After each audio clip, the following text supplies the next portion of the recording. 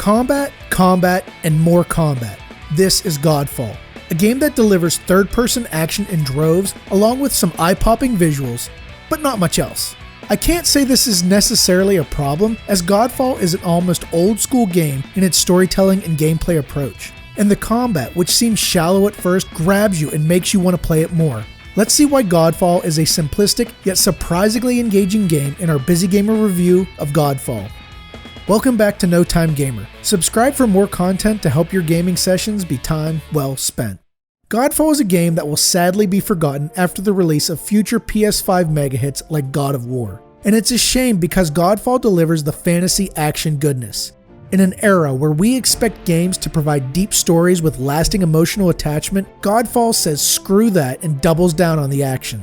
Now, there is a story. One brother, Macros, screws over another brother, Orin, and tries to become a god. Orin, with the help of an entity called Sanctum, will fight to take out his brother's generals and stop Macros once and for all.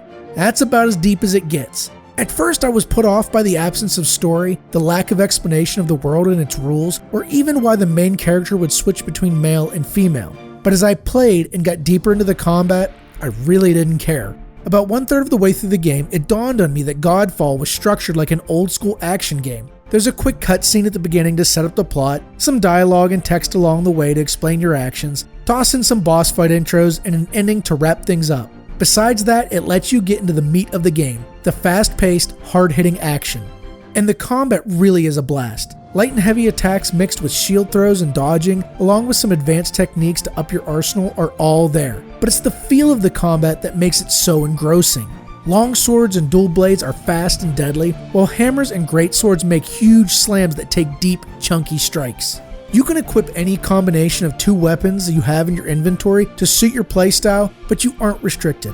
Weapons, rings, augments, and other enhancements can be swapped out anytime, so feel free to experiment. Add that to a deep skill tree that unlocks movesets and power boosts, and I felt like I was really kicking ass. To keep you kicking ass, you will need to continually upgrade Orin and his equipment. The Valorplate armors are the big draw. Visually, they are glorious, and they add unique buffs, both active and passive. They are also how Orin changes from male to female, though that's never explained. These are all located in Sanctum's lair, which is also your hub to access missions and your place to upgrade weapons and combat enhancers. Weapons, enhancements, and resources are dropped by enemies as you fight, but they are also hidden in the game world or found in chests. These are looter-shooter elements and can lead to a grind for bigger upgrades and better gear. Godfall is not an MMO, and luckily, if you want to enjoy these game elements and its razor-thin story, you won't need to grind much at all. Not once during my playthrough did I need to replay a level just to upgrade a weapon or unlock armor to advance. I was always getting new and more powerful weapons, enhancements, and resources through natural gameplay and equipment salvage. If you really want a certain Valorplate with a certain combat build, you may need to grind, but it's not necessary for the campaign. Having said that, there are 2 design choices that can be painful for busy gamers. First, the game never level locks a mission, but to unlock boss fights, you'll have to replay some previously completed missions. Each boss fight requires a certain number of elemental sigils to unlock them. Missions reward you with those sigils, including ones you've already beat. The good news is that the combat remains fun regardless, and dominating previous missions with high-level builds really satisfies the power fantasy. The second issue is the save system. Godfall requires an online connection to save, and only saves when you return to Sanctum's lair.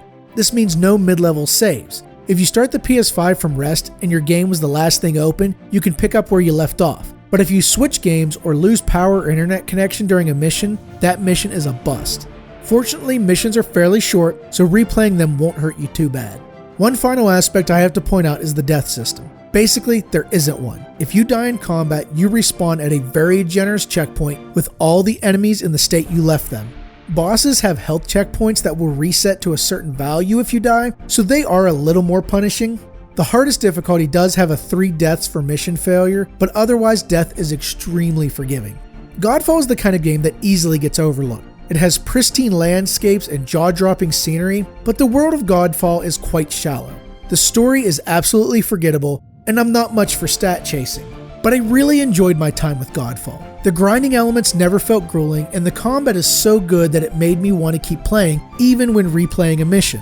If you love action games and want something to show off the visual prowess of the PS5, Godfall is a solid choice. So for busy gamers, Godfall is time mostly well spent. Are you lucky enough to own a PS5? Let us know what PS5 game you're playing or plan to play once you get one.